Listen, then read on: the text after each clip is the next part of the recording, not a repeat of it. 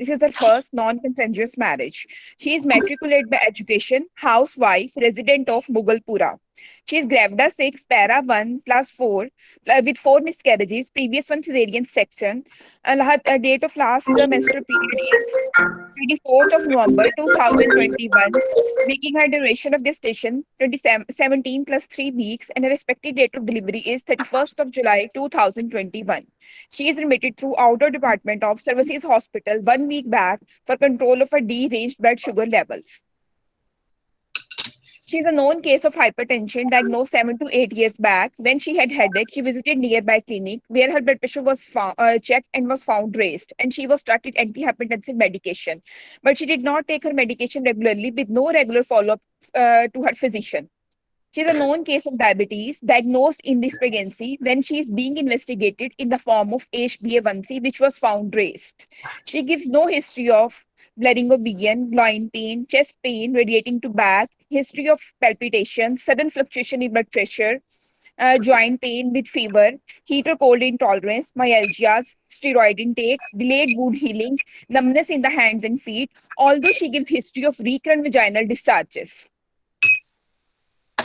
She conceived spontaneously in this pregnancy in her regular menstrual cycle. She confirmed her pregnancy through urine pregnancy test at home. Later on pregnancy was confirmed by ultrasound, which showed single alive intrauterine fetus at the 3rd month of gestation. She did not take folic acid and Loprene during the first 3 months.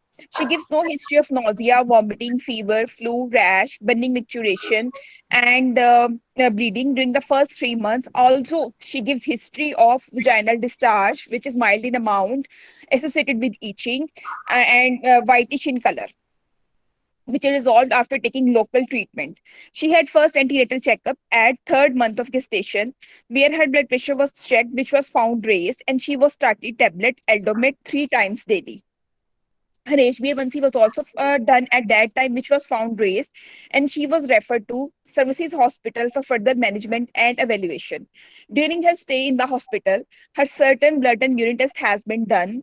Blood sugar level has been monitored. She has been started. She has been evaluated from endocrinologist. That diet. She has been told about diet modification and brisk walk after meals, and she has been started injection insulin. During her stay in the hospital, her ultrasound has also been done, which is reassuring according to patient. And cervical stitch has also been placed during her stay in the hospital. She has not perceived fetal movement up till now. Further plan of management has not been discussed with my patient up till now.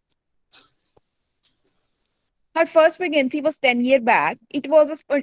She conceived through ovulation induction, and she booked herself at private clinic. At 3rd month of gestation, cervical stitch was placed, although the patient has not been told about the cervical length, and counseled why the stitch has been placed. However, at 4th month of gestation, she had sudden gush of fluid followed by expulsion. It was preceded by vaginal discharge, which is mild in amount, curdy white, associated with itching.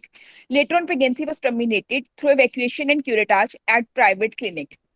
Her second pregnancy was 10 years back. It was a spontaneous conception and unbooked pregnancy. At 4th month of gestation, she had sudden gush of fluid followed by expulsion. Later on, evacuation and curettage was done at private clinic.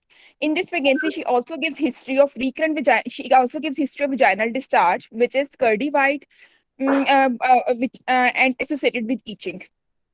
Her third pregnancy was 9 years back. It was a spontaneous conception and booked pregnancy. At when but at this it ended up in missed miscarriage, diagnosed on ultrasound. She had spontaneous bleeding. Later on, evacuation and curettage was done at private clinic. Her fourth pregnancy was 8 years back. It was a spontaneous conception, and it also ended up in miscarriage, diagnosed on ultrasound. Later on, evacuation and curettage was done at private clinic. In all these four pregnancies, products of conception were not sent for histopath and no post-abortal complications. Her fifth pregnancy was 7 years back. It was a spontaneous conception, and she booked herself at Shalimar Hospital.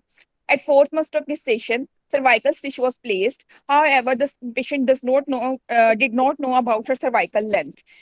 But at 7 months of gestation, she had premature rupture of membranes, and conservative management was done for 3 days at Shalimar Hospital. Later on, after discussion with the patient, cesarean section was carried out. Uh, she delivered a female baby. She delivered a female baby. The weight of the baby does not is not known to my patient. Baby remained admitted in nursery for 3 days. It was an anomalous baby. However, my patient did not know about the details of the anomaly. Baby expired after 3 days. Okay. Her age of menarche is 13 years. Cycle is 5/30, regular with average flow, with no complaint of intermenstrual bleeding, postcoital bleeding, dysmenorrhea, dyspareunia. Couple never practiced any contraception. Pap smear was never taken. Her surgical intervention in the form of cesarean section has been carried out with no other intervention. She is non-hypertensive and diabetic with no history of asthma, ischemic heart disease, hepatitis B and C, and tuberculosis. Regarding her family history, she has positive family history for diabetes with no history of hypertension, asthma, ischemic heart disease, hepatitis B and C. She is non-smoker, non-addict with normal sleep and appetite pattern. She is living in her own house. Her husband is a rickshaw driver. Basic necessities of life are met with difficulty.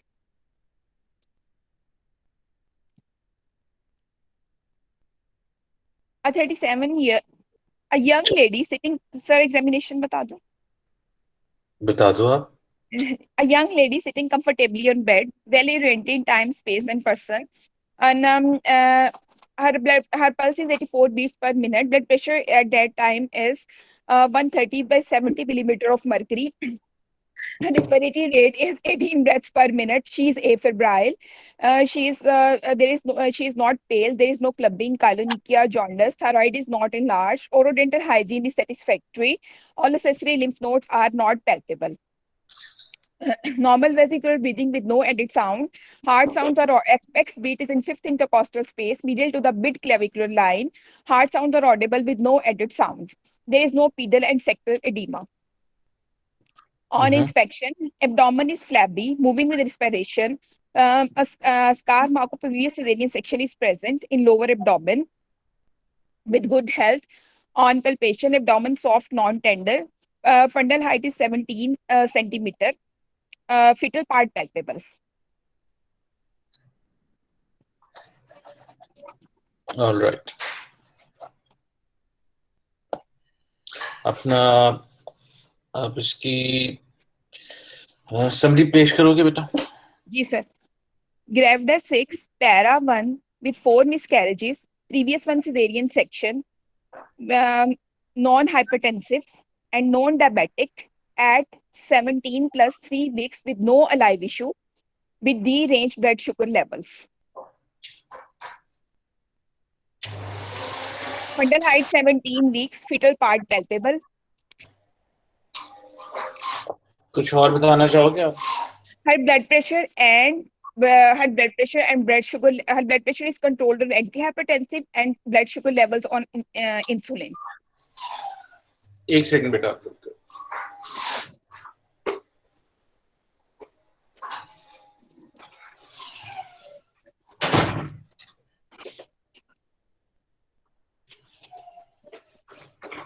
And you would like to add something else?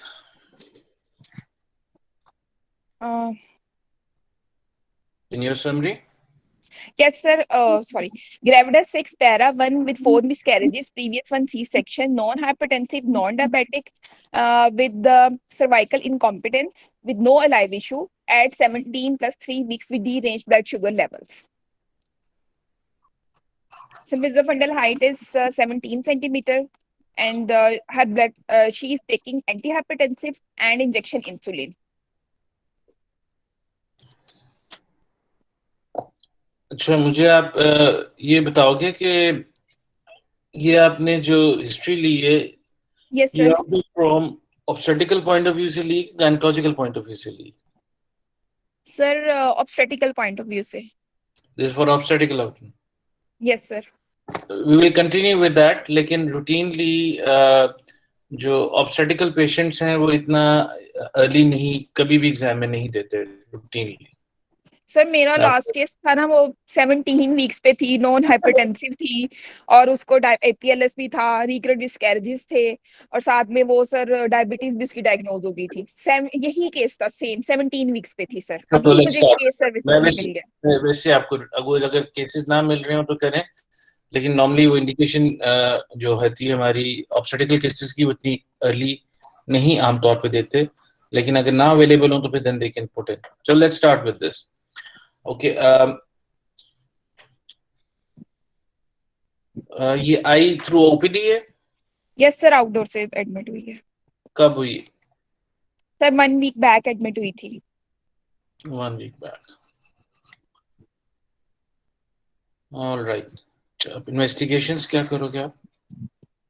Sir blood group and RH factor, HB, complete blood count in which I need HB in gram per deciliter, total leukocyte count and platelet count. ये सारी आपके पास होंगी, साथ साथ बताते भी जाओ मुझे please. Yes sir. Sir HB इसकी 11.2 थी, टोटल ल्यूकोसाइट काउंट, टोटल हाँ। सर 800, टोटल ल्यूकोसाइट काउंट 8 था। सर प्लेटलेट काउंट इसका 188,000 and 188 lakh, and sir HbA1c 8.4% था पेशेंट का, एंड कितना, सर सॉरी? सर 8.5। 8.5, अच्छा। ठीक है sir. In urine complete examination she has 3 to 4 pus cells, okay. Hep BC okay. and COVID PCR negative, okay, शाबाश। and कुछ और? sir renal function test, sir, which are normal, serum uric acid which was also normal, and LFTs was also normal, ठीक है। and sir her dating scan था sir, और उसका anomaly scan था scan. Sir. अभी normally scan उसका weighted था, लेकिन एक स्कैन हुआ था हॉस्पिटल में फॉर हर वेलबींग, वो बिल्कुल ठीक था 17 वीक्स पे। ओके। एंड सर मुझे स्कैन चाहिए था सर्वाइकल लेंथ के लिए, लेकिन सर्वाइकल लेंथ ना उसकी स्कैन के ऊपर चलो, मेंशन नहीं थी। Okay, fine fine fine fine. अच्छा, फिर अब लेट्स स्टार्ट विद इन्वेस्टिगेशन। कुछ और इन्वेस्टिगेशन आप इसमें ऐड करना चाहोगे? सर नॉन हाइपरटेंसिव है, डायबिटिक है, sir 24 hour BSL profile, vital record patient का इन हॉस्पिटल, एंड सर है ड्रग शीट। 24 आवर्स हमने कहा कि blood sugar profile. Okay. Yes sir, blood sugar profile, and sir vital record, 24 hour BP record patient का। Blood pressure record, okay. Yes, sir. And drug sheet, the drug which she is taking and started during her stay in the hospital. And sir record मुझे चाहिए था उसका cervical stitch के, जो उसकी उसके procedure notes, उसकी सारी डिटेल्स जिसको हॉस्पिटल में प्लेस हुआ है, and record a previous caesarean section if available, that was not available. Stitch कब लगा था उसको? सर स्टिच ये एक सर 2 days बैक लगा था उसको स्टिच हॉस्पिटल में। What do you think, is वो ठीक लगा था? Sir according to history it should be, sir, length is not available, and previously her scan was also not done to show the length, and sir, it is done empirically. First I need to confirm the length of cervical length, so then I will go for okay. नहीं, cervical stitch. कितनी length होगी तो you will put in a cervical stitch? Sir, less than 25 mm before 24 weeks. Okay, let's suppose इसकी length जो आती है वो 30 आ जाती है, Yes sir. ये पेशेंट आपके पास आती है, what will you do? Yeah sir, then history indicator circular should be placed, because she has, according to history, she has given the one history of preterm, and 3 histories of and 4 histories of sir इसकी miscarriages की हैं। Two then mid why are trimester you, miss sir तो 2 mid trimester miscarriages है, और एक इसकी preterm birth है patient की। Then why are you asking for the cervical length? Sir, for confirmation of my diagnosis. Cervical length, I'm telling you it's 30. Then what will we do? Yes, sir. नहीं, मैं तो जवाब पूछ रहा हूँ बेटा, ये सच नहीं पूछ रहा. Okay. If the cervical length is 30, then you ask for the cervical length and I tell you कि 30. What difference does it make? Sir, according to guidelines, if the patient has midtrimester abortions or a history of preterm You birth, cervical will stitch not can be offered. at cervical length of 30. Would you offer a cervical stitch? No, sir, I would not offer a cervical stitch. Okay, she has a cervical length of 30. Would you put Yes, in a sir. cervical stitch? We are talking about this patient. No, sir, I will not put her cervical stitch. It should be given, sir, for empirical purposes. For ये patient आपके पास आती है. Yes, sir. And the same thing, again coming back at cervical Yes, sir. length of 30. अब आप क्या Yes, sir. करोगे? Would you offer Sir, to have? हाँ. yes, Would sir, you? मैं ऑफर yes, sir, ऑफर करूंगी उसको cervical stitch. 2 second पहले नहीं लगाओगी, 3 सेकंड बाद आप लगाओगे. फैसला तो करो, क्या करोगे और क्यों करोगे? सर मैं लगाऊंगी, पेशेंट की हिस्ट्री सजेस्टिव है और आपने लेंथ में जो 30 mm दी है, ऑल्दो लेंथ उसकी ठीक है, लेकिन उसकी हिस्ट्री सजेस्टिव है, so I will offer her. Okay, अगर तो उसकी फिर सर्वाइकल लेंथ अगर आपने लगाना ही लगाना है तो then why are we doing cervical length? My point is this. Sir for confirmation of diagnosis.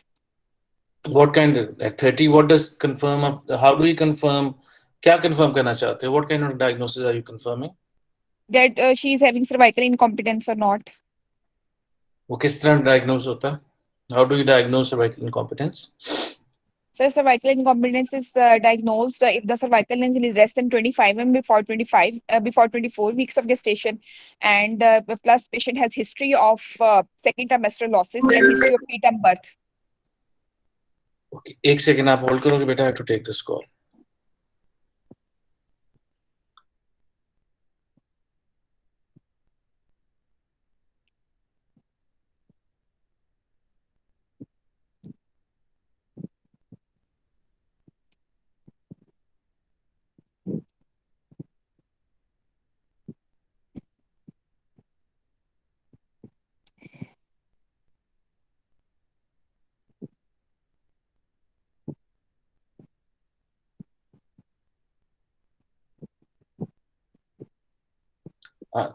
Sorry, how do we diagnose cervical incompetence?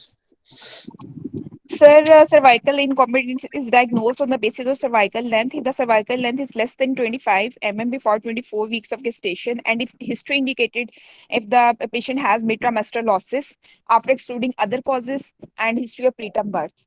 No, if the cervical length is not less than 25, then what will we do? Does it diagnose that she is incompetence?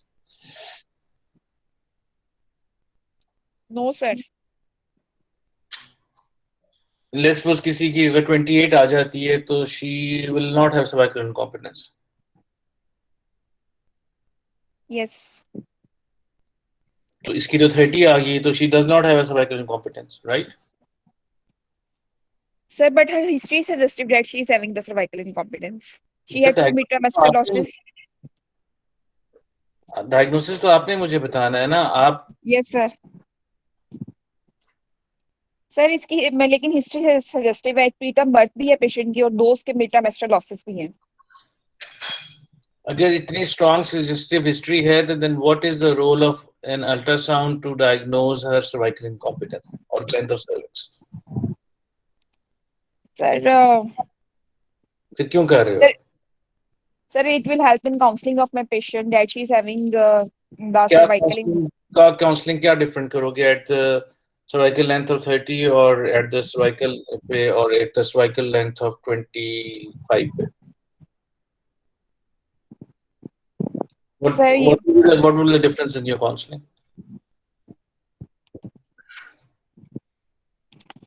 Sir sir ये sir मेरे पास एक proof आ जाएगा कि उसकी length भी कम है तो. Sir, I will counsel her that she has cervical incompetence. So I'm placing cervical stitch for that. ये आप Although her 25 history. ये आप 25 पे करोगे ना? Yes, sir. व्हाट अबाउट 30 पे क्या काउंसिल करोगे? Sir, 30 pe, I will counsel my patient that her history is suggestive of cervical incompetence, although her length is 30 mm, but empirically I should offer her a cervical circle arch. So it would not harm my patient. It will be. What are the complications of putting in a cervical circulage? Sir, she can have infection, she can have bleeding, and anesthesia related complications. तो अभी तो आपने कहा कि it will not harm my patients, तो इतनी सारी complications तो आपने मुझे बता दी.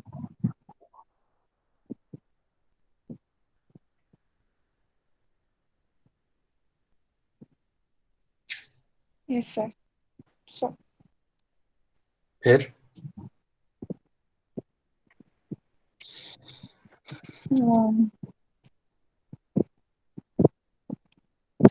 सर्वाइकल इनकॉम्पिटेंस की टिपिकल हिस्ट्री क्या होती है? Sir, mid-trimestral losses without pain. There is less time between the onset of pain and delivery. And sir, preterm labor before 34 weeks. After ruling out infection, and other things. Anything else? इसके Sir, अलावा sir, painless delivery, and the time between the onset of labor and delivery is very short. And patient had sudden gush of fluid. what does Then expulsion. What does that sudden gush of fluid means? So she had sudden rupture of membranes without pain and without any preceding event. तो उसको technical labs क्या कहते हैं? Sir, There's a scientific word for this. sir, painless cervical dilatation. Painless cervical dilatation. ये कहीं पढ़ा है आपने वैसे? No, sir, इसके sir pre. जो gush of fluid आता है वो कहाँ से आता है? किस तरह आता है? क्यों आता है? सर सर्वाइकल डायलेटेशन स्टार्ट हो जाती है उससे सर मेम्ब्रेन्स रप्चर नहीं sir cervical dilatation sudden start होती है मेम्ब्रेन्स की फनलिंग होती है then rupture of membranes and then sir there is leaking started. और इस सारी चीज को क्या कहते हैं? सर प्रीट सर प्रीट sir pre PROM. Thank you very much. Okay. Now we kind of move on to. अब आगे हम क्या करेंगे इस पेशेंट का? पेशेंट आपके पास आ गया, how will you manage this? Sir, first of all, I will keep admitted my patient. I will monitor. I will do fetal-maternal monitoring. In maternal monitoring. Maternal monitoring you are looking for? क्या करोगे आप? Sir, I will monitor her vitals. I will check her blood sugar levels. I will get her endocrinologist evaluation, and I will, as injection insulin, and I will counsel my patient about diet modification and brisk walk after every meals. I will divide her meals into 3 major meals and 3 snacks. And then, sir, I will give her, I will titrate the dose of insulin according to the, I will start a basal bolus regime, basal bolus regime according to the level, basal bolus regime according to the levels. So, जो उसके levels उसके. How do you give basal bolus regime to the patient? Sir, basal bolus regime, sir, I will, sir, her weight is, sir एक फॉर्मूले से हम लोग start करते हैं बेसल बोलस regime से 3 times regular insulin and 1 time NPH at bed time. अभी वो कौन सी इंसुलिन पे है इस टाइम पे? सर इस टाइम यही regime ले रही है, उसको यही स्टार्ट हुई है सर्विसेज हॉस्पिटल में. तो फिर आप दोबारा कैसे रीस्टार्ट कर सकते हो जब ऑलरेडी सर उसी को मैं फॉलो, सर वो ही स्टार्ट हुई है जैसे स्टार्ट लाइफस्टाइल मॉडिफिकेशन और sir she is counselled about each and everything. Sir I will follow that and will monitor her blood sugar levels and will check and will make sure that her blood sugar levels will be controlled. My aim of management is to keep her blood sugar levels, fasting level less than 95 milligram per deciliter, and 1 hour post-meal level should be less than 140 milligram per deciliter, and should also control her blood pressure that should be less than 135/85 millimeter of mercury in liaison with physician. Okay, what is the role of physician in this case? Sir, she is non-hypertensive, and first I will get her evaluation done for control of her blood pressure. Sir, Her blood pressure is not controlled now. sir, her blood pressure is controlled now. So why do you want to have the physician involved in this now? Sir, I'm working in a tertiary care hospital. I want to get one baseline evaluation from physician. You want to get what? Sir, I want to get evaluation from physician. Sir, it's protocol of our ward. We get evaluation from physician of non-hypertensive and patients. Why have you made this protocol? Why do you need to involve the physician in this? Sir, according to our madam, we are working in tertiary care hospital. We should involve the multidisciplinary team.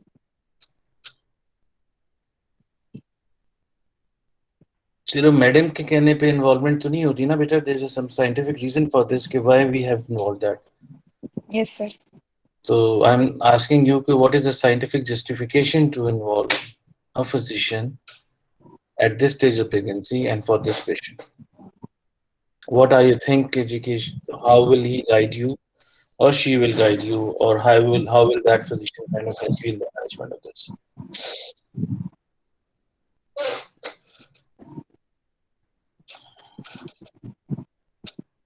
सिर्फ madam के कहने पे तो exam पास नहीं होगा. Yes, sir.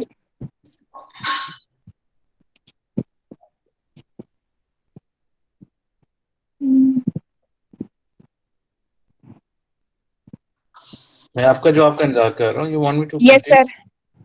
Yes, sir.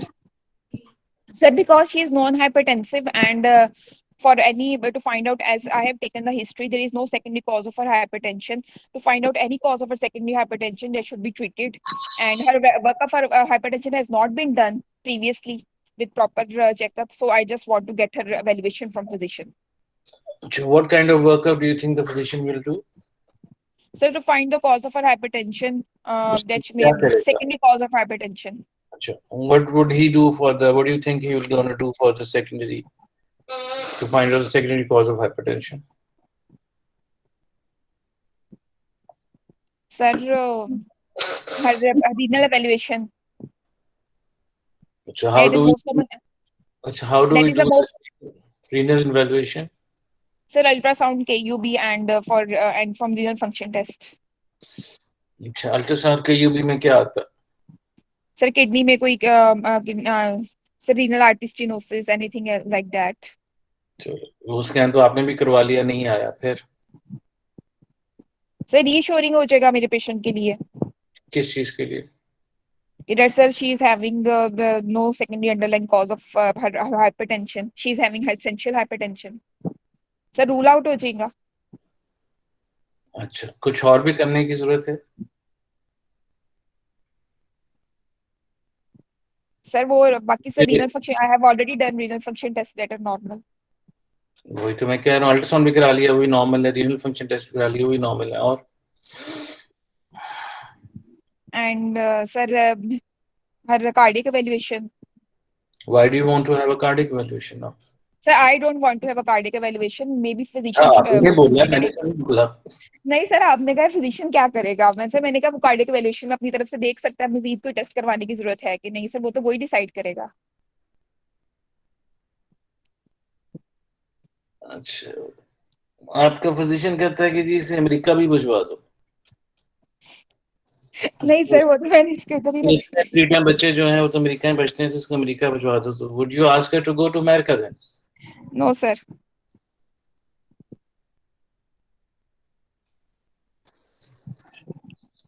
Sir, हम खुद ही manage करेंगे. सर, सब लोग कहते हैं अगर आप मल्टीडिसिप्लिनरी टीम को इन्वॉल्व करें, क्रॉनिक हाइपरटेंसिव है या नॉन डायबिटिक है. अच्छा, आगे चलते हैं. लेट्स गो, ताकि हम ना वेस्ट करें. Yes sir. फिर आगे क्या मैनेज करके? चलो जी, आपकी हो गई इवैल्यूएशन. Sir, और आपने मिस की है जो वैल्यूएशन होनी चाहिए थी जो आपने नहीं की वैसे तो? Have you miss something? sir, cardiac के fundoscopy. बाद हाँ, Sir, fundoscopy. Fundoscopy. Why do you want to do fundoscopy? Sir, I want to see because she's non-hypertensive and non-diabetic. I want to see the any changes. What kind of changes do you think she should have? Sir, she can have AV nipping, silver viling, cotton wool exudate, hard exudates, papillary edema. Shabash. Or all, when does all these changes come in? Sir, when the patient has non-hypertensive and non-diabetic. Every patient who is a known hypertensive or a known No, diabetic. sir, no, sir, no, not every patient. In my case, because my patient has no regular follow-up to her physician, she is not using any medication for her problem, and she has been diagnosed in this pregnancy as having diabetes. Although her history suggested that she is diabetic since along. What do you mean along? Sir, her previous delivery was 7 years back, and it was an anomalous baby, and she remained undiagnosed. And her history, and she's also giving me the history of frequent vaginal discharges, and she was not diagnosed at that time. अच्छा अच्छा, चलो। अच्छा, आप मुझे बताओ बेटा, आगे manage कैसे करेंगे इसे? Sir, I will keep admitted my patient, will monitor her blood pressure and blood sugar levels, and once her blood sugar levels, sir वो उसको इंसुलिन स्टार्ट हुई या लाइफस्टाइल मॉडिफिकेशन है, आप ब्रेस्ट वॉक करनी है पेशेंट ने, and then after that once her blood pressure is already controlled, when her blood sugar levels are controlled, and sir, as she has 17 weeks of gestation, I will counsel my patient and to maintain her blood sugar levels, and how to check her blood sugar levels, how to maintain cold chain and dietary advice along with walking, and also keep record of her blood pressure. And her cervical stitch has been placed. I will counsel my patient in case of any bleeding, in case of any bleeding, pain, and infection and UTI, she should present to the emergency room. Sir, I will discharge her with all this counseling. And sir, I will get her evaluation after, and I will call her a follow-up on outdoor visits. And after 1 week, and I will get her a anomaly scan done at between 18 to 22 weeks. Okay. And at each antenatal at each antenatal visit, I will check her blood sugar level, blood pressure record, and I will check her fundal height. We'll listen to her fetal heart sounds, and we'll do assessment of baby by ultrasound. So if everything remains optimized and my patient has no complaint, and I will get her 25 week पे leaking के साथ आ जाती है आपके पास patient? Sir कितने weeks पे? 25 Sorry, week 25 weeks पे. Yes, sir. Sir, and then I will first of all I will admit my patient. I will take her history. I will do her speculum examination, and will confirm that she's having the leaking or not. अच्छा, और leaking confirm होगी?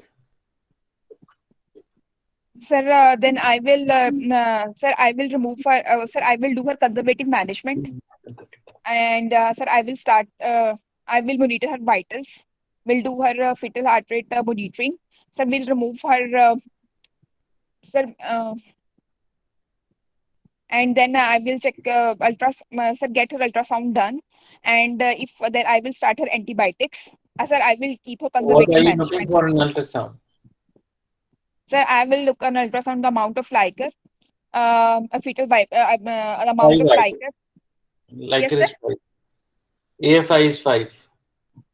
Sir, then also I will do her conservative management if Liker is all 5. 5 पे अब क्या करोगे आप? Conservatively, how will you manage this? Sir, I will monitor her fetal heart rate by providing her fetal kick count chart by listening to her fetal heart sounds daily, twice daily. And Okay. we'll repeat her ultrasound frequency for AFI, amniotic fluid When? index. And When? sir, twice weekly. Okay, अगले हफ्ते कराते हो 4 आ जाता. Sir, then again I will do her conservative management. Okay. And sir, I will check her daily. I will check her vitals daily. I will check her. I will provide her with pad. I will check her pad. I will counsel my patient in case of any um pain or the change in color of liquor, and should uh, uh, present to the doctor. Sir वो admit है, उसको conservative management ही करेंगे sir इसकी. कब तक? Sir I will do her conservative management till 37 weeks.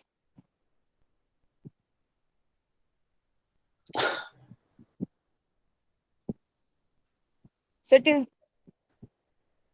कुछ नहीं भाई. अच्छा, आप 25 से 37 वीक्स तक क्या क्या करते रहोगे? सर 37 वीक्स तक आप क्या क्या करोगे? सर उसके वाइटल्स मॉनिटर करूंगी, BP sir blood sugar levels monitor करूंगी, will check her fetal monitoring by checking her fetal heart sound, by listening to her and sir ultrasound frequent basis पे patient की कराऊंगी, स्टीरॉइड कवर पेशेंट को provide करूंगी sir. उस How will you provide steroid cover and when will you provide steroid cover to this patient? Sir, sir, as she is presented with me leaking at 25 weeks of gestation, sir, I will provide her steroid cover.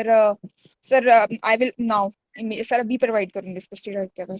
What is the role of steroid cover at 25 weeks of pregnancy? Sir, it will help in fetal lung maturity. Okay. And किस तरह कर देगी? How will it provide? sir, I will give her 2 doses of betamethasone 12 hours apart.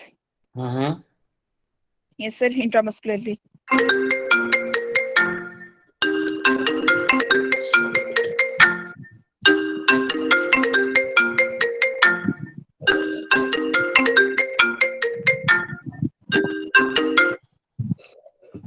Okay, sorry. And sir, I will also remove her cervical stitch. 25 weeks पे. So yes, sir, अगर leaking के साथ present होगी, then I discuss with the patient and then sir, I will remove her. तो हमने cervical stitch remove कर दी है, हमने स्टीरॉइड्स उसको दे दिए हैं. अब now what? Sir conservative management कर, एंटीबायोटिक भी स्टार्ट किया हमने पेशेंट को. सर मॉनिटर करेंगे, watch for science and symptoms of Oreo and BP and blood sugar levels. Meanwhile I will monitor her and we'll get her ultrasound done, and we'll also get her Doppler ultrasound scan done, and my patient is chronic hypertensive, non-diabetic. Hosla. Yes, sir. What are the complications which you can face in this patient with giving a steroids at this stage? Sir, as my patient is 25 weeks of gestation and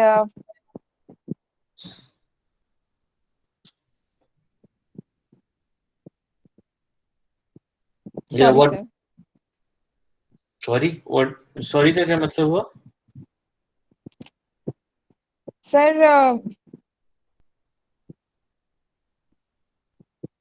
sir, complications with steroid?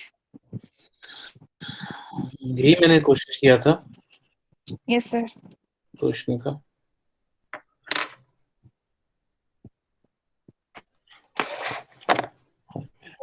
चलो, let's stop here. Yes, sir. Okay. आपका क्या ख्याल है? आपका viva कैसा हुआ? Sir नहीं अच्छा हुआ. नहीं अच्छा हुआ. आपका क्या ख्याल है कि मैंने आपसे बहुत मुश्किल सवाल पूछे? To be honest, वैसे feedback. No, sir. No, sir. नहीं, you honestly think I asked you irrelevant questions? No, sir. You asked me relevant questions. और मुझे आप ये बताओ, आज तक आपने इस किस्म के कितने पेशेंट मैनेज किए हैं अब तक अपनी मैनेजमेंट में? सर काफी किए मैं मैनेज. अच्छा, let's forget about everything. Sir start से मेरा ना, जब ये प्री फॉर्म वाली बात. जी सर. Forget about everything. मुझे Yes, ये sir. बताओ, इस किस्म का पेशेंट जब आपके पास आता है आप क्या करते हो? सर जब हमारे पास वार्ड में आते हैं सर, मुझे एडमिट करते हैं और मॉनिटरिंग पे रखते हैं. सर फीटामेटानॉल मॉनिटरिंग करते हैं। हाँ। और और सर सर अब पेशेंट की हाई रिस्क कंसेंट लेते हैं, पेशेंट की काउंसलिंग करते हैं और सर उसको सारा बताते हैं कि प्री मेच्योरिटी का बता सकते हैं, इसकी पहले भी हिस्ट्री है प्री टर्म की, सर वो उसको सारा बताना है। और सर एंटीबायोटिक्स देते हैं, पैड प्रोवाइड करते हैं, डेली कंजर्वेटिव मैनेजमेंट करते हैं, उसके वाइटल्स को देखते हैं, उसकी सीबीसी रिपीट करवाते हैं ऑल्टरनेट डेज के ऊपर। और सर हम उसका पैड चेक करते हैं लाइकर के लिए और स्कैन भी करवाते हैं सर लाइकर के लिए। बेटा, ये तो आप बात मुझसे कर रहे हो जब मैं लीकिंग पे ले आया पेशेंट को। Yes sir. मैं तो आपसे सिंपल बात पूछ रहा हूँ, जब 17 वीक्स पे इस तरह पेशेंट आती है फिर क्या करते हो? जब 17 वीक्स पे पेशेंट आती है सर, एक दफा उसके लेवल्स कंट्रोल करते हैं, उसके एंटी हाइपरटेंसिव डोज एडजस्ट करते हैं। और सर जिसको सर्वाइकल स्टिच लग गया हुआ है उसकी काउंसलिंग करते हैं पेशेंट की, उसको सर मेक श्योर करते हैं कि वो रेगुलर फॉलोअप एंटीनेटल विजिट्स पे आए, अपना रिकॉर्ड लेकर आए बीपी का, ब्लड प्रेशर का, और उसके फोर्टनाइटली स्कैन्स। और सर हर एंटीनेटल विजिट पे हम उसके देखते हैं। और सर 32 से 33 वीक्स पे जाके हम पेशेंट दोबारा एडमिट करते हैं, उसको स्टीरॉइड कवर देते हैं। और सर 36 वीक्स पे हम पेशेंट के साथ mode of delivery, type, contraception सब कुछ डिस्कस करते हैं। मीनवाइल अगर सर ईच एंड एवरीथिंग उसकी ठीक रहती है तो। और बेस टाइम से टेस्टिंग भी इसकी रिपीट करते हैं, क्योंकि क्रॉनिक हाइपरटेंसिव है, she has the risk of pre-eclampsia, sir वो भी हम रिपीट करते हैं। Okay, good. 25 वीक्स पे आज तक कितनों को आपने स्टीरॉयड लगाए? सर किसी को भी नहीं लगाया। तो फिर इसको क्यों लगा रहे हो?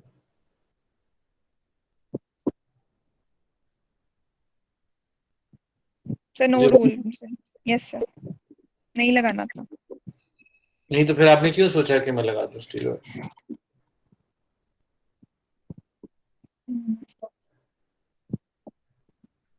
सर मैंने सर इसके पास कोई पहले भी ऑब्स्टेटिकल कोई अलाइव इशू नहीं है। 25 वीक्स पे अगर उसकी लीकिंग हो गई है सर, मे हाँ। Be outweigh the benefit in risk, कुछ सर शायद मे बी उसको कुछ फायदा हो जाए स्टीरॉयड्स सर। का ये जो बेनिफिट होता है ये कितनी देर तक परसिस्ट करता है? सर ये जिस स्टेरॉइड्स का बेनिफिट सिर्फ 1 वीक के लिए परसिस्ट करता है। तो जो 26 वीक्स का बेबी डिलीवर हो जाएगा, डू यू थिंक कि वो सर्वाइव कर जाएगा हमारे सेटअप में? नहीं सर, नहीं नहीं सर, हमारे सेटअप में नहीं सर्वाइव करते। तो फिर उसको स्टीरॉयड लगाने का इस पेशेंट को नुकसान क्या है? सर क्योंकि ये डायबिटिक है पेशेंट, इसके लेवल्स भी डीरेंज्ड हैं सर, इन्फेक्शन हो सकता है इस पेशेंट को। और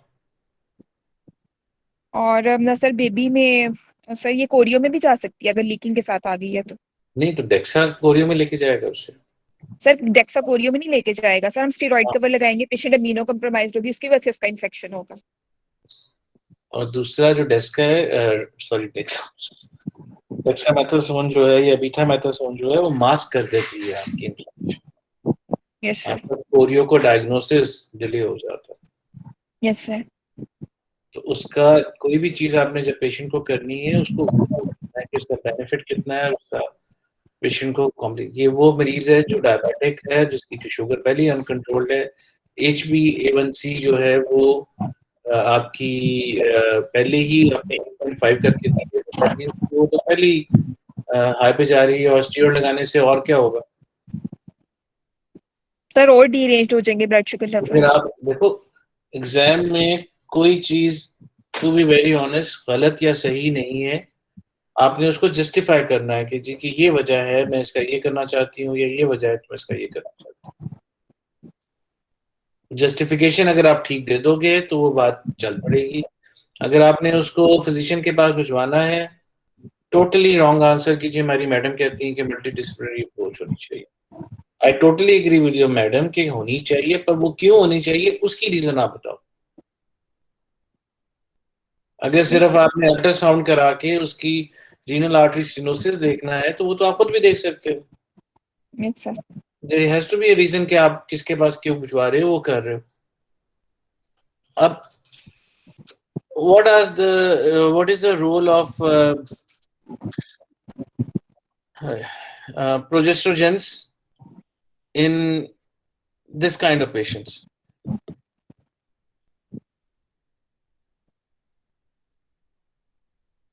Sir, sir, evidence based, there is no role of progesterone in this kind of patient, but they should be given empirically in this type of patients. Why? sir, for psychological support of the patient, and they also keep the uterus in quiescent state. That's why अगर they should be given. Psychological support के लिए देनी है फिर तो Panadol दे दो।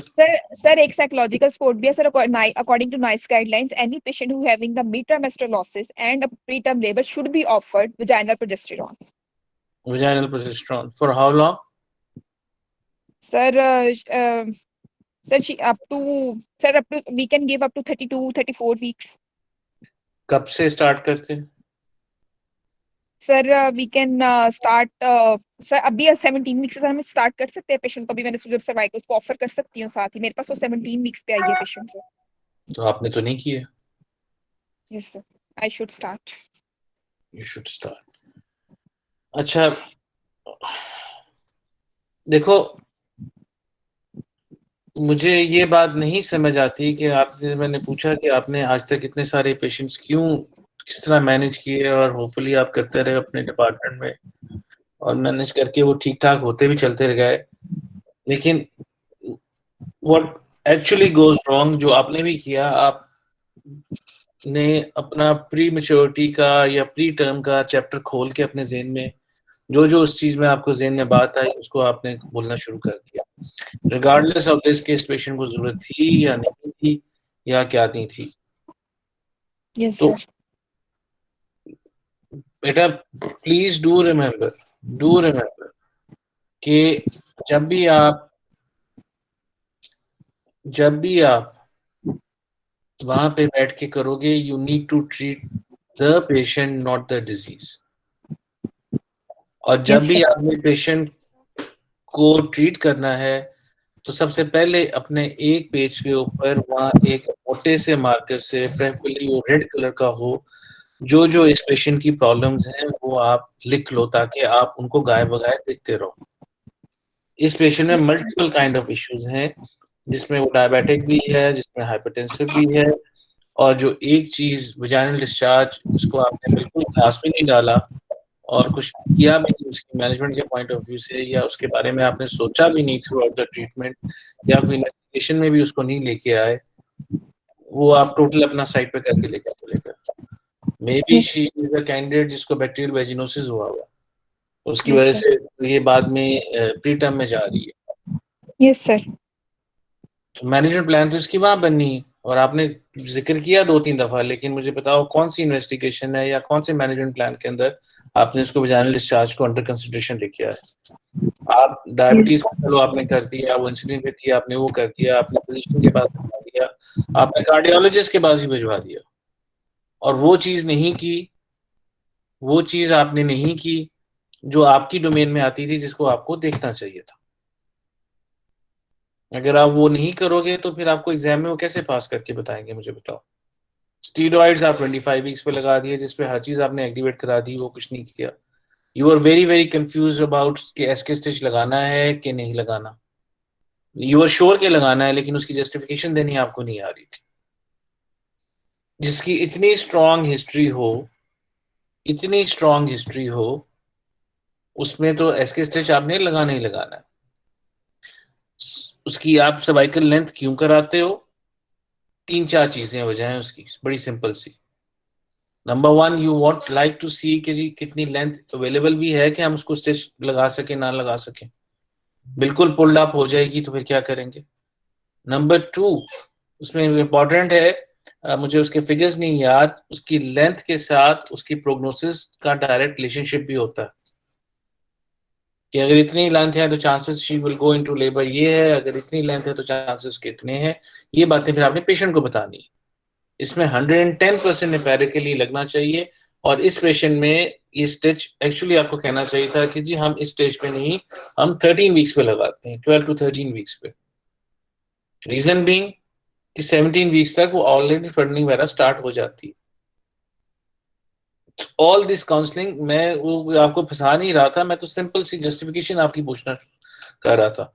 आपने किताब में पढ़ा हुआ है या गाइडलाइन में पढ़ा हुआ है कि जी 25 मिलीमीटर होगी तो फिर हम स्टिच लगाएंगे, उससे ज्यादा होगी तो नहीं लगाएंगे, लेकिन that also varies with the patient history.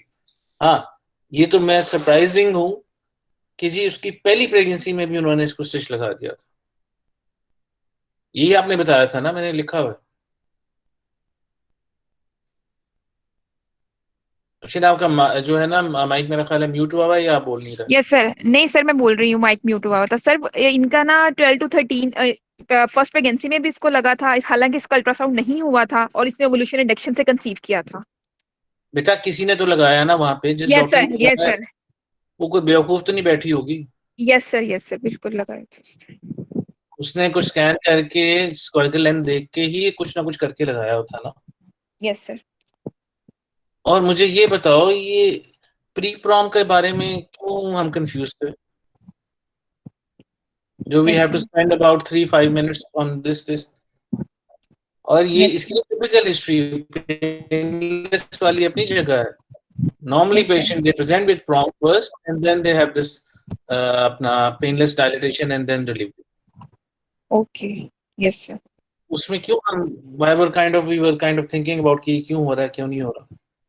Yes sir, हमारी तो जो पेशेंट्स, मुझे तो समझ नहीं आई कि मैं किधर जाऊं, क्योंकि मैं जिधर जाता था तो आप इस किस्म का जवाब देते थे कि मैं आगे से वो हो जाता था कि मुझे समझ नहीं आती थी कि मैं अगला सवाल क्या पूछूं। Yes Why sir, do can't you people keep it very simple and think about it कि मैं ऑब्स्टेटिक्स के लिए लेबर में बैठी हूँ, ये पेशेंट मेरे पास आ गया तो मैं इसकी मैनेजमेंट क्या करूँगी। यस सर, और फॉर गायनी के ओपीडी में मैं बैठी हुई हूँ और ये पेशेंट आ गई तो मैंने इसकी मैनेजमेंट क्या करनी। यस सर, जस्टिफिकेशन के जी हम इसको जाके जो भिजवाएंगे कि अपना ये क्या कहते हैं फिजिशियन के पास ओपिनियन के लिए, वो बड़ी सिंपल सी है, क्योंकि वी डोंट नो कि for how long she has been diabetic, how long she has been hypertensive, क्योंकि इसके जो इम्पैक्ट आते हैं, आपने जो चेंजेस बताए हैं वो किस स्टेज पे आते हैं, कितने अरसे के बाद आती है डायबिटीज की, कितने दिन के बाद अपना ये हाइपरटेंसिव के चेंजेस आते हैं। They don't happen sir. Over, they happens in years. And because she's been uncooperated patient, she's not been diagnosed, yeah, we've been screened for this thing, अब वो हो गया, तो we don't know how long she has been having this disease. और क्योंकि ये early part of pregnancy में इसका दोनों चीजें हुई हैं, तो that means this is not actually related to gestational diabetes, this is related to essential. इसको essential hypertension है, इसको essential diabetes है, gestational diabetes नहीं है। वो कब से है we don't know।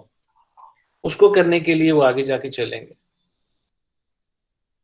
All of this चीज को देखते हुए फिर ही हम इसके आगे एक मैनेजमेंट प्लान और उसको लेके जाएंगे।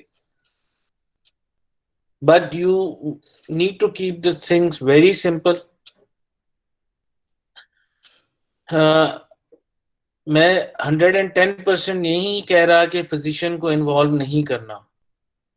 ये किसी ने पूछा, अभी यहाँ से मैं पढ़ रहा था, फिजिशियन को आपने इन्वॉल्व करना है, लेकिन उसके लिए उसको फिजिशियन ने क्या क्या करना है ये आपको पता होगा कि जी वो evaluation of this chronic hypertension, chronic diabetes की किस तरह करना चाहते हैं या क्या देखना चाहते हैं। इस पेशेंट में बड़ा सिंपल है, अगर मेरे पास आए इसके मैनेजमेंट प्लान के अंदर 3-4 सिंपल पॉइंट्स होंगे। Control of blood pressure, control of diabetes जो आपने की। नंबर 2, उनकी इवैल्यूएशन अगर आपने फिजिशियन से करानी है, क्योंकि वी डोंट नो कि how long this been done, करा लो। नंबर 3, इसकी ऑब्जेक्टिव ऑफ दिस कि जी हम इसको टर्म पे लेके जाएं, उसके लिए इसकी वजाइनल डिस्चार्ज की मैनेजमेंट जो हमने स्टेज पे करनी है, उसकी अल्ट्रासाउंड से सर्वाइकल लेंथ का हम बात करते रहेंगे, वो लेके जाएंगे। उसके बाद अगला स्टेप इसका ले जाएगा कि हमारा इसका अपना प्रोजेस्ट्रोजेंस हम जो है वो स्टार्ट करेंगे डेफिनेटली विद दिस हिस्ट्री, चाहे हमें करने चाहिए थे अर्ली, लेकिन हम अभी कर देंगे। और करते लेते लेते जाके दिस इज वन पेशेंट, ये आपने ध्यान रखना है क्योंकि ये अनएजुकेटेड काइंड ऑफ है। नंबर 2, आई डोंट नो कि आई कहाँ से हुई है, कि इसका फॉलोअप के लिए आपने इसको वीकली बुलाना है, 2 वीकली बुलाना है कि फोर्टनाइटली बुलाना है, किस तरह बुला के पूरा एक गेम मैप प्लान बना के इसको लेके जाओगे। आई वुड लाइक के जी, क्योंकि डायबिटिक भी है, हाइपरटेंशन भी है, अगर आप इसको इनिशियली आप वीकली बुला के, जब तक ये पूरा स्टेबलाइज नहीं होती, उसके बाद मैक्सिमम 2 वीक्स के बाद आप इसको फ्रीक्वेंटली बुला के करोगे। और अगर वो पेशेंट नहीं आ सकती, यहीं दूर से आई है, आपका ऑब्जेक्टिव ये है कि जी क्या नहीं है, तो उसको एडमिशन का ऑप्शन जरूर दे दोगे। करना ना करना पेशेंट की ऑप्शन। आप कहोगे जी मेरे हिसाब से इसको इस स्टेज पे हम इसको एडमिट करें और इस हिसाब से आगे करो, एज सिंपल एज दैट। और जब अगर ये 35-36 वीक्स तक पहुंच जाती है, अल्लाह करे, और उसके बाद और उसके बाद हम इसका मोड डिलीवरी प्लान कर लेंगे। लोप्रिन में तो डेफिनेटली इसके बारे में सोचता था, लेकिन उसके साइंटिफिक रीजन के मुताबिक नॉर्मली दे प्रेफर, साथ आप कहोगे किसी आईवी देने के लिए इसको आप स्टार्ट करते हो इन फर्स्ट ट्राइमेस्टर, लेकिन क्योंकि ये लेट आई है हम एम्पेरिकली लोप्रिन जरूर दे सकते हैं। डॉपलर आप किसका कराना चाहते हो? रोल और Doppler for what? Uterine artery का कराना चाह रहे हो, किसका कराना चाह रहे हो? डॉक्टर अम्बिलिकल आर्टरी का होना चाहिए ना, क्योंकि पेशेंट नॉन डायबिटिक है, नॉन हाइपरटेंसिव है, तो जो हाइपरटेंसिव पेशेंट होते हैं उनमें 28 वीक्स में हमने बेसलाइन पे डॉपलर करवाना चाहिए ना। वो तो जब तक हम वहां तक पहुंचेंगे तो डेफिनेटली आप करा के उसका देखोगे। जी लेकिन जी does it have any role at 17 week? नहीं डॉक्टर, मैं आगे की बात कर रही हूँ, 28 आगे वीक्स पे। आगे जाके 110% कराओगे। इवन आज जाके आप पढ़ना, मैंने बहुत पहले पढ़ा था, पर इसका डॉक्टर का रोल अर्ली प्रेगनेंसी में फॉर प्रेडिक्शन ऑफ प्री इक्लेम्पशिया भी आ जाता है। Yes sir.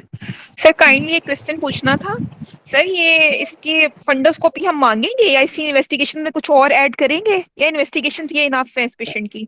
देखो जो एसेंशियल वाले में उसमें आप मांगोगे जरूर। सर बाज़ औक़ात एग्जामिनर्स कहते हैं कि आपकी मैनेजमेंट पे तो कोई असर नहीं डाल रही, so why are you going for fundoscopy? देखो जिसमें चेंजेस आ जाएंगी, फंडोस्कोपी के अंदर डिफरेंटली चेंजेस आ जाएंगी, उसकी बाकी डिटेल वैल्यूएशन जो करने के लिए फिजिशियन को आप जरूर इन्वॉल्व करोगे कि जिसमें जो चेंजेस आ गई तो आगे हम उसको जाके मैनेज करें ताकि हम इसको लॉन्ग टर्म लेके चल सकें। जी सर। अगर चेंजेस नहीं। Doctor I have one question. Doctor आपने जैसे एक सिनेरियो दिया था 25 वीक से प्री प्रॉम के साथ पेशेंट है, तो उसमें अगर डॉक्टर AFI 4 वगैरह आ जाएगा फिर भी उसमें हम टर्म पे तो नहीं लेके जाएंगे ना डॉक्टर? नहीं बेटा, उसमें आपका टर्म पे जाना नहीं, उसमें तो बेसिकली उसका एक की आपकी मैनेजमेंट है, उसको ऑब्जर्व करोगे कि उसको पेन्स तो नहीं आ रही, उसको कंजर्वेटिव आप लेके जा सकते हो, कब तक लेके जा सकते हो। अगर उसमें ऑफ कोर्स आपके कोरियो के या इसके साइंस आ जाएंगे, उसके अकॉर्डिंगली आप मैनेजमेंट करोगे। अगर नहीं आती, पेशेंट को कंडक्शन नहीं आती, टेक इट लॉन्ग। लेकिन ऐसे 25 वीक का जो बच्चे होते हैं जिनका हो, उसमें आप ओलिगोहाइड्रोमिया की जितनी कॉम्प्लिकेशंस हैं वो भी आपने पेशेंट के साथ डिस्कस करनी है, बताना है कि जी पॉसिबिलिटी होगी वो आप सर अगर ये कंजर्वेटिवली कोई रोल है क्या इसमें? किसका? सॉरी, आईवी हाइड्रेशन का जो आई डोंट थिंक सो कि there is any role of hydration in for the liquor के लिए। आई डोंट थिंक सो, मैंने तो नहीं पढ़ा कि जी आप आईवी उसको पानी लगा दोगे, फ्लूइड लगा दोगे तो उसका बेबी का फ्लूइड, क्योंकि देखो वो तो the cause of leaking या cause of oligohydromias is leaking, वो तो अगर जितना भी वो तो इसमें अगर हाफ फ्लूइड में कोई रोल तो नहीं होगा जी? नहीं हो, I don't think so there will be any role. 25 weeks वाली लीकिंग को मैक्सिमम कितने वीक्स तक लेके जाएंगे? बेटा वो तो आपके पैरामीटर्स है ना, मैनेजमेंट पे पैरामीटर्स, मैनेजमेंट के पैरामीटर्स हैं। अगर उसको कोरिया नहीं होता, उसको पेन्स नहीं आ रही, बेबी की ग्रोथ स्कैन ठीक जा रहे हैं and it is going well, of course you can take it around. अगर बीच में उसको कोरियो के साइन आ जाते हैं, उसको कॉन्ट्रैक्शन स्टार्ट आ जाती हैं, then according to that we will decide. Objective तो बड़ा सिंपल है। Sir for example she is having preterm contractions और कोरियो के साइंस डेवलप कर लेती है, इवन देन हम उसे डेक्सा नहीं देंगे क्या? एज यू सेड कि डेक्सा मास्क कर देगा कोरियो बेटा मेनाइटिस। तो डेक्सा का 25 वीक पे क्या रोल है? मैं तो देखो डेक्सा आप कब देते हो?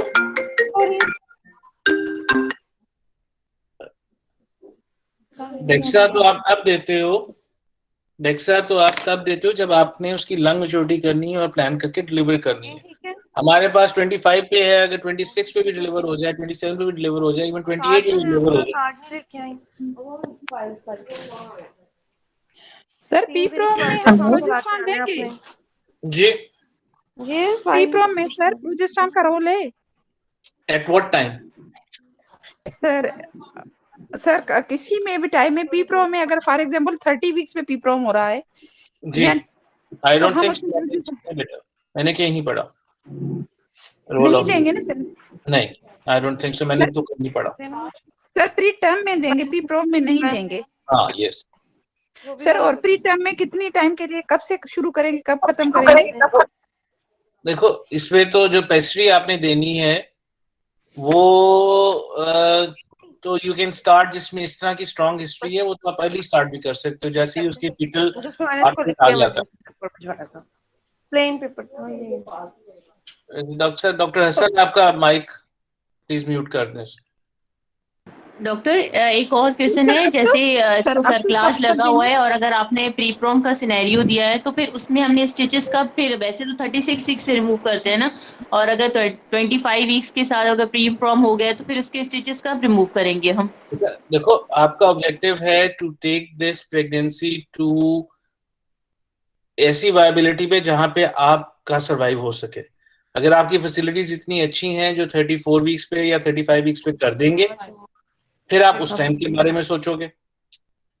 अगर तो आपकी फैसिलिटी ऐसी है जो 38 पे जाके करेंगी, फिर आप 38 पे जाके जाओ। लेकिन इफ एवरीथिंग उसका लाइकर बढ़ जाता है और सब कुछ ठीक तो चलता रहता है तो फिर मैं तो 38 तक जाऊंगा। अगर उसका लाइकर कम रहता है,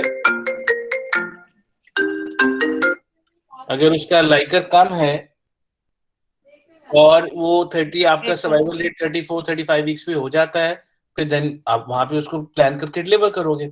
अगर लाइकर रिड्यूस्ड है और आपकी फैसिलिटी ऐसी है जहाँ पे आप कर सकते हो, तो उसके पॉइंट ऑफ व्यू से देन यू हैव टू उसको वे आउट करना है। आपने अपनी नर्सरी की फैसिलिटीज, आपने अपनी फैसिलिटीज और पेशेंट को अकॉर्डिंगली देखते हुए। जी ठीक है Sir, kindly. I'm sorry, I have to go to another meeting. Already late हो गया हूँ, already going up the time. बाकी जो क्वेश्चंस होंगे वो आपको कर सर प्लीज एक मुझे डेक्सा का क्लियर कर दीजिए। I am really sorry sir, लेकिन डेक्सा का क्लियर कर दीजिए बिकॉज गाइडलाइंस तो ये रिकमेंड करती है ना सर 24 to 35 वीक्स तक जो है हम डेक्सा कंसीडर करें और दे मी। बेटा तो वो हम क्यों तो ये करते चाह रहे हैं? हैं कि सर उसकी लंग मैच्योरिटी हो गाइडलाइंस ही किन्होंने हो। लिखी? मेरी बात सुनो, ये गाइडलाइंस किन्होंने लिखी? कहाँ की ये गाइडलाइंस की गोरों बात ने कर लिखी रहे है हैं? हाँ सर, ये गोरों ने लिखी हुई है, अच्छा, गोरों वो का यहाँ पे अप्लाई नहीं होता। मेरी बात सुनो आराम से। गोरों ने तो जरूर लिख दी, लेकिन मुझे ये बताओ गोरों का सर्वाइवल रेट कहाँ पे होता है बेबी? सर वो इनकी वायबिलिटी जो होती है वो 24 वीक्स के बाद अच्छा न्यूनेटल वो सर्वाइवल इसलिए होता वो है और हमारे लगाते पास हैं नहीं है। इसीलिए वो लगाते हैं, इसीलिए तो वो लगाते हैं। सर हमारा सर्वाइवल भी बुरा है, फिर हम डेक्सा भी ना दें। उस स्टेज पे फायदा नहीं ना। देखो आपने 28 पे भी अगर डिलीवर कर दोगे और बेबी ने नहीं सर्वाइव करना, डेक्सा का आपने वे आउट करने हैं उसके एडवांटेजेस डिसएडवांटेजेस। एक पेशेंट है जो डायबिटिक नहीं है, कुछ और इशू नहीं आ रहा, वो नहीं आ रहा, may be you can think of लगाने का कि जी मैं उसको डेक्सा लगा के उस जगह शिफ्ट कर दूंगी जहां पे नर्सरी अच्छी है और चांसेस उसके सर्वाइवल की ज्यादा है, फिर तो मुझे बात समझ आती है। अगर रखना ही आपने लगा के अपने पास है और आपके पास तो 34 वीक्स का बच्चा नहीं बच रहा, तो वो 25 पे लगाने का क्या फायदा? जस्टिफिकेशन है ना उसकी। अगर पूछता भी एग्जामिनर कि आप क्यों नहीं लगा रहे डेक्सा, आप ये रीजन दे दो, क्योंकि ऑब्जेक्टिव सर हमारे सेटअप में कब देना चाहिए, फिर हम क्या कहें? आपको पता होना चाहिए कि आपका बेबी कब तक सर्वाइव हो रहा है, उसके हिसाब से करोगे।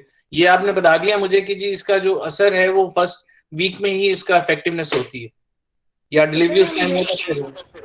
सर हम ये भी कह सकते हैं कि हम इसको जो है वो किसी अच्छी नर्सरी में शिफ्ट करने का ऑप्शन देंगे और डेक्सा लगाएंगे। बिल्कुल, ये जस्टिफिकेशन बन जाती है। फिर वो पूछेंगे जी अच्छा बताओ मुझे आपके 25 वीकर कहाँ बचता है, आपकी कौन सी नर्सरी है जो पाकिस्तान में जो बचाती है? फिर क्या जवाब दोगे? इसका जवाब के लिए भी तैयार रहो। फिर जहां से भी आप आए हो अगला सवाल तो फिर यही बनता है कि हाँ जी भी चलो लेट्स सपोज आप किसी जगह पे हो कि जी कि फलां जगह पे जो है वो हो। मैं लेसे कहता हूँ जी हमारे हमीद लतीफ के अंदर अबाउट 1 kg का बच्चा जो है दे सर्वाइव वेरी वेल। जो 800 ग्राम वाला 900 ग्राम वाला होता है we give them a fighting chance, उसके हिसाब से हम उसको डेक्सा भी लगाते हैं, उसके हिसाब से उसको मैनेज भी करते हैं। तो जब भी आपने एग्जाम में जाना है अपनी उसका पूछ के जाना है कि जी आपकी नर्सरी की सर्वाइवल का क्या है। चलो बेटा I am sorry I have to go, then we will decide later on कि आगे हमने क्या करना। नेक्स्ट टाइम जो क्वेश्चंस होंगे डू पुट अप, और हमें टाइम मिला तो हम जरूर दे देंगे।